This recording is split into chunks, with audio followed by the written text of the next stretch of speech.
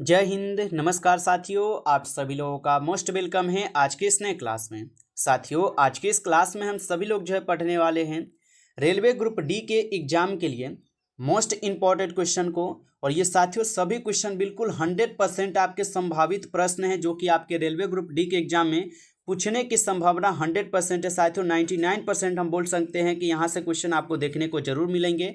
तो आप अच्छे से इन प्रश्न को देखिएगा और सभी प्रश्न को याद करते चलिएगा। तो चलिए फिर हम क्लास को स्टार्ट करते हैं। साथियों उनसे पहले यदि आप इस चैनल पे पहली बार जुड़े होंगे तो आप इस चैनल को जरूर सब्सक्राइब कर लीजिए और सब्सक्राइब करके साथियों आप ऑल नोटिफिकेशन को ऑल पे दबा लीजिए ताकि जब भी क्लास स्टार्ट हो सबसे पहले क्लास का नोटिफिकेशन आपके पास पहुंच सके। तो आप इस चैनल को साथियों सब्सक्राइब कर लीजिए, साथ ही साथ आप इस क्लास को ज़्यादा से ज़्यादा लाइक जरूर कर लीजिएगा। तो चलिए क्लास को स्टार्ट करते हैं और देखिए साथियों क्वेश्चन क्या दिया गया है। क्वेश्चन दिया गया है कि एपीजे अब्दुल कलाम के सम्मान में किस देश में 26 मई को विज्ञान दिवस ना मनाया जाता है। साथियों ये सभी क्वेश्चन आपको बिल्कुल हम इंपॉर्टेंट और सिलेक्टेड क्वेश्चन करवा रहे हैं और इनसे पहले आपको पता ही होगा कि 35 तक क्वेश्चन पढ़ा दिए हैं, इसलिए आपको आज से 36 से क्वेश्चन ही मिलेंगे। और यहाँ पे आपको पता होना चाहिए सभी क्वेश्चन बिल्कुल इंपॉर्टेंट क्वेश्चन है साथियों, जो आपके एग्जाम में 100% यहाँ से क्वेश्चन आपको देखने को मिलेंगे। अच्छे से आप इनको याद कर लीजिएगा। और बताइए कि एपीजे अब्दुल कलाम के सम्मान में किस देश में 26 मई जी को यहाँ पे विज्ञान दिवस ना मनाया जाता है। तो आप सभी लोग याद रखिएगा साथियों, ये मनाए जाते हैं स्विट्जरलैंड में। ऑप्शन ए लगा रहे हैं तो आपका सही जवाब है स्विट्जरलैंड हो जाएंगे। आगे देखिए क्वेश्चन आपका आता है कि कंप्यूटिंग क्षेत्र में HLL का पूर्ण रूप क्या है। बताइए कि कंप्यूटिंग क्षेत्र में HLL का पूर्ण रूप क्या होगा। तो साथियों आप बताएंगे क्या हो जाएंगे, हाई लेवल लैंग्वेज हो जाएंगे। ऑप्शन ए यहाँ पे सही जवाब हो जाएंगे, हाई लेवल लैंग्वेज हो जाएंगे। आगे देखिए साथियों क्वेश्चन आता है कौन सी नदी अधिकांश देशों से होकर बहती है। बताइए साथियों कि कौन सी नदी है जो अधिकांश देशों से होकर बहती है। तो आप लोग याद रखिएगा ये डेन्यूब हो जाएंगे। ऑप्शन ए सही जवाब है, डेन्यूब हो जाएंगे। आगे देखिए साथियों यहाँ पर आपका क्वेश्चन आता है। क्वेश्चन क्या है कि किस राज्य में कोई क्षेत्रीय ग्रामीण बैंक नहीं है। साथियों ये सभी क्वेश्चन काफ़ी इंपॉर्टेंट और वीवीआई सेलेक्टेड क्वेश्चन है जो आपके पेपर में साथियों 100% यहाँ से क्वेश्चन आपको मिलेंगे। अच्छे से आप इनको याद कर लीजिए। बताइए साथियों कि किस राज्य में कोई क्षेत्रीय ग्रामीण बैंक नहीं है। तो साथियों याद रखिएगा सिक्किम और गोवा में नहीं है। तो ऑप्शन ए आपका सही जवाब हो जाएगा, सिक्किम और गोवा।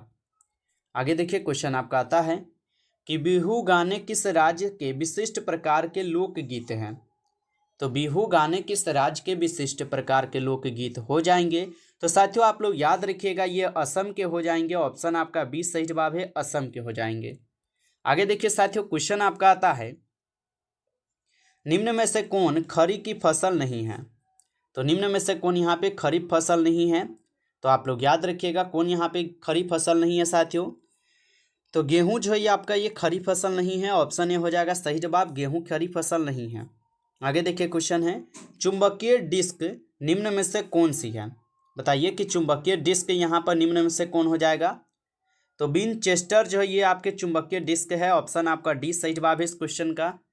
अगला प्रश्न के साथियों क्वेश्चन है पृथ्वी से दूरी के बढ़ते क्रम में सही क्रम जो है ना कौन सा है।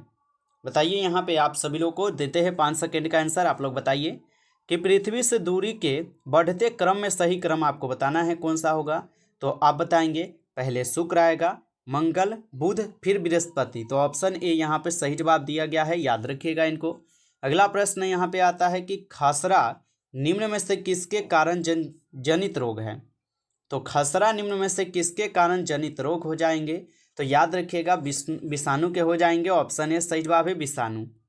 अगला प्रश्न आपका आता है कि भारतीय सिनेमा के पिता के रूप में जो है ना किसे जो है जाना जाता है। तो भारतीय सिनेमा के पिता के रूप में किसे जाना जाता है।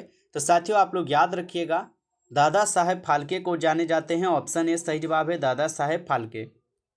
अगला प्रश्न आता है आप लोग का कि 92वें संविधान संशोधन अधिनियम के माध्यम से भारतीय संविधान की 8वीं अनुसूची में कौन सी यहाँ पे अनुसूची शामिल नहीं की गई है थी।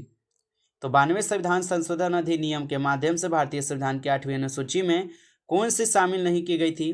तो साथियों याद रखिएगा हरियाणवी हो जाएंगे। ऑप्शन आपका डी होगा इस क्वेश्चन का सही जवाब, यह शामिल नहीं किए गए थे। अगला प्रश्न आता है, निम्न में से कौन तमिलनाडु का एक स्मारक नहीं है? बताइए, निम्न में से कौन यहाँ पे तमिलनाडु का एक स्मारक नहीं है?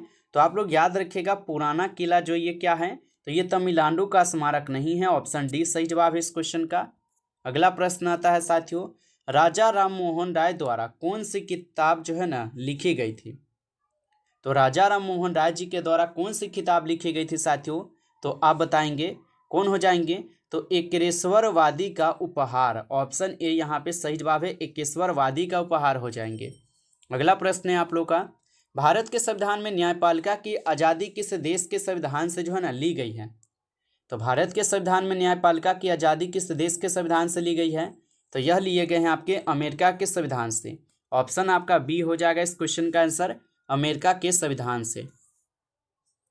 चलिए आगे देखते हैं। अगला प्रश्न देखिए साथियों, क्वेश्चन है यहाँ पे कि भारत में दल रहित लोकतंत्र का प्रस्ताव किसने रखा था? तो भारत में दल रहित लोकतंत्र का प्रस्ताव किसने रखा था?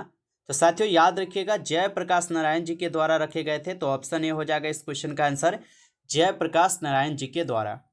आगे देखिए साथियों, यहाँ पे आपका प्रश्न आता है कि मीनाक्षी मंदिर किस राज्य में स्थित हो जाएंगे? बताइए साथियों, मीनाक्षी मंदिर किस राज्य में स्थित है?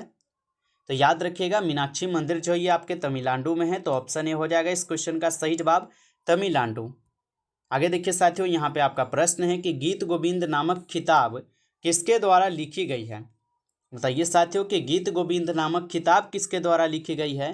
तो ये जयदेव के द्वारा लिखी गई है। तो ऑप्शन ए हो जाएगा सही जवाब, जयदेव के द्वारा। आगे देखिए साथियों, क्वेश्चन आपका आता है कि द टाइम्स नामक न्यूज़पेपर कहाँ से प्रकाशित किया जाता है? बताइए कि द टाइम्स नामक न्यूज़पेपर कहाँ से प्रकाशित की जाती है? तो साथियों लंदन से आप लोग बताएंगे, लंदन से ही की जाती है। ऑप्शन बी होगा सही जवाब। आगे देखिए साथियों, क्वेश्चन आपका आता है कि सालार जंग संग्रहालय किस शहर में स्थित है?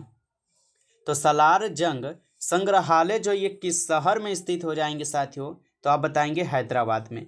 ऑप्शन सी यहाँ पे सही जवाब है, हैदराबाद। आगे देखिए साथियों, क्वेश्चन आता है उत्तर रेलवे का मुख्यालय जो है ना ये स्थित कहाँ है? तो उत्तर रेलवे का मुख्यालय कहाँ पर स्थित है साथियों?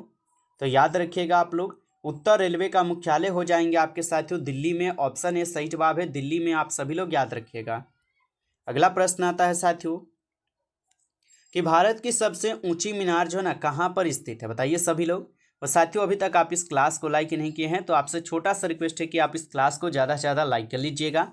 चैनल पे पहली बार यदि आप जुड़े होंगे तो आप इस चैनल को सब्सक्राइब करके ऑल नोटिफिकेशन को आप जरूर ऑल पे दबा लीजिएगा, ताकि जब भी क्लास स्टार्ट हो सबसे पहले क्लास का नोटिफिकेशन आपके पास पहुंच सके। तो आप इस चैनल को सब्सक्राइब कर लीजिए। साथ ही साथ साथियों यदि आपको पीडीएफ चाहिए तो आप कमेंट करके हमें जरूर बता सकते हैं। और बताइए साथियों यहाँ पे कि भारत की सबसे ऊंची मीनार जो है ना कहाँ स्थित है? तो आप सभी लोग याद रखिएगा, यह स्थित है दिल्ली में। ऑप्शन सी हो जाएगा सही जवाब, याद रखिएगा। आगे देखिए साथियों, क्वेश्चन आपका आता है कि शहनाई के प्रसिद्ध वादक कौन है? बताइए कि शहनाई के प्रसिद्ध वादक कौन हो जाएंगे?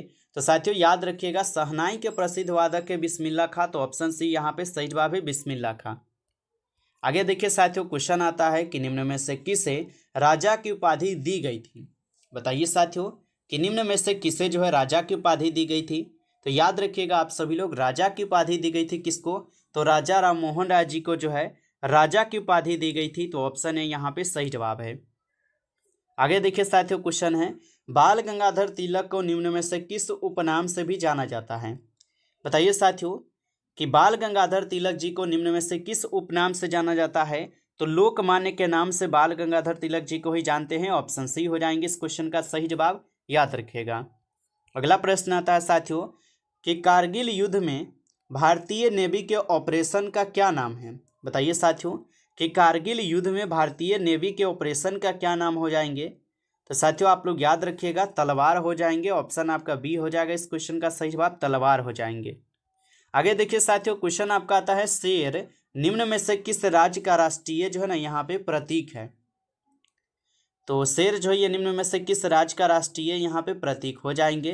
तो साथियों याद रखिएगा, बेल्जियम के हो जाएंगे। ऑप्शन ए यहाँ पे सही जवाब है, बेल्जियम के हो जाएंगे। आगे देखिए साथियों, क्वेश्चन आपका आता है कि 20 फरवरी को निम्न में से किस राज्य का स्थापना दिवस जो है ना मनाया जाता है? तो 20 फरवरी को निम्न में से किस राज्य का स्थापना दिवस मनाया जाता है? तो साथियों याद रखिएगा आप सभी लोग, यह मनाए जाते हैं अरुणाचल प्रदेश का स्थापना दिवस 20 फरवरी को। ऑप्शन बी सही जवाब होगा इस क्वेश्चन का आंसर।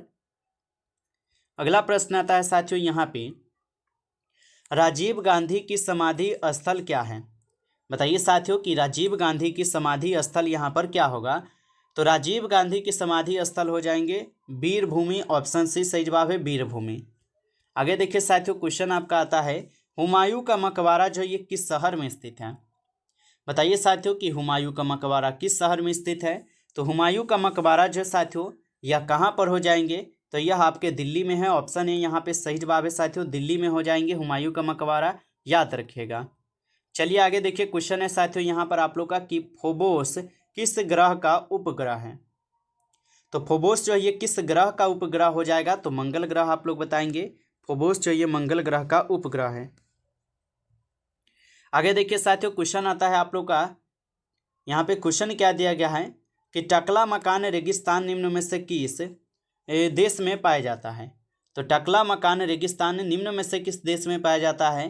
तो साथियों आप लोग बताएंगे चीन में पाई जाती है। ऑप्शन ए यहाँ पे सही जवाब है, चीन में पाई जाती है।